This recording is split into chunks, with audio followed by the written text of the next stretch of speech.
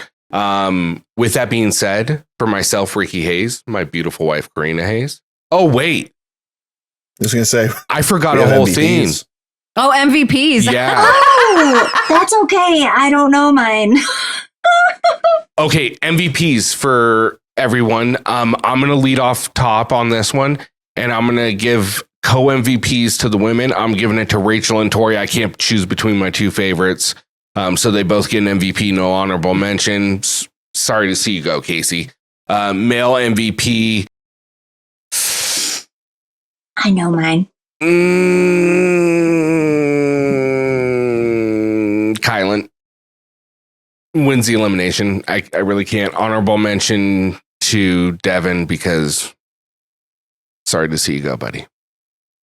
That's fair. Oh, me next? Whoever wants to go next. I don't care. Okay, so I'm going to make mine simple. I'm giving my female MVP to Tori. Honorable mention to Rachel. Yes, she absolutely killed that daily, but Tori's your girl. Tori's my girl. Yeah, that's all you gotta say. Tori's my girl. Still. Okay. And then also, so female MVP to Dave, and then male MVP to Dave.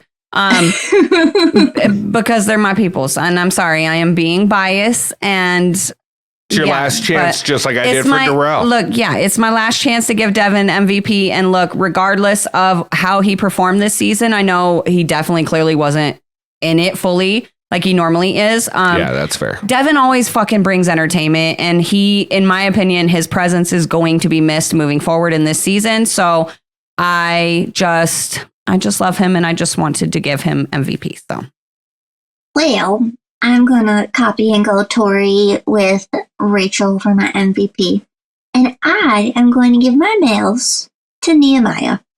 I like it. His daily, I feel like he did a really, really good job. Yeah, I like that. Yeah, that's what I'm doing. And MVP to Dave. I like that. Oh, and my honorable mention is for Kylan, by the way, because for missing him. But yeah. Sorry, go ahead, Tony.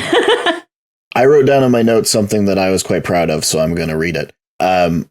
As a final send-off to Devin, first, we lose CT's pro tips. Now, we lose Devin's pro quip. Oh. Anyway, MVP for Rachel and Tori. I can't separate it because as much as I hate the fact that we lost who we lost, Rachel still made it happen from an era of one. Oh, absolutely. And exactly. Flowers. I can't take that away from her, and I can't discredit that just because it makes me sad, which it does. And then for males, I would say Kyland, and then a co-honorable mention of both Devin and Nehemiah. I like that. I like that a lot. I do too. Yeah. And yeah, it's sad to see Devin go. The season loses something with that. Yep. And I know other people feel differently, but I don't care. That's my thoughts. I like Devin. I think he adds a lot to the season. We like Devin. Yeah. My heart is broken. And so Vacation Alliance is down 2. Let's see what happens next. Yeah. Devin's fucking closing comment, though, when he was like, every time someone from the Vacation Alliance gets eliminated, the other players like steal their soul. Like, I can't remember exactly what he said, but something like that fucking had me rolling. The best was the shot of Josh where he was actually chewing. Yeah. I'm surprised he didn't yell Big Brother sucks on the way out. He should have. I did like him going through and doing the karma points. Like all the girls are getting 1 except for Michelle and Dave. Yep. You I know love what that. I mean? I loved it. Bananas 0. Yeah. 0. There's not even a 0, but he gave him a 0. He's like -17. All right. Well, that wraps it up for us tonight. So like I said earlier, make sure you're subscribed so you get notified when we put new shit out. Make sure you're following us on Instagram when we put other new stuff out. Yeah. And then as always, if you have the opportunity, please leave us a 5-star review. It really does go a long way and we appreciate it. And if you have anything bad to say, hit us up on Yelp. And that's pretty much it for tonight. So for myself, Ricky Hayes, my beautiful wife, Karina Hayes, Tony, Stats and Info, Lance, oh my God. And finally, Katie, Bad Blood Pahura. Thank you guys for tuning in. The Challenge Fandom Podcast, the greatest challenge podcast out there. Have a good night. Love y'all. Later. Bye. Bye. Peace, motherfucker. Have Alexis here in spirit. She was here in spirit.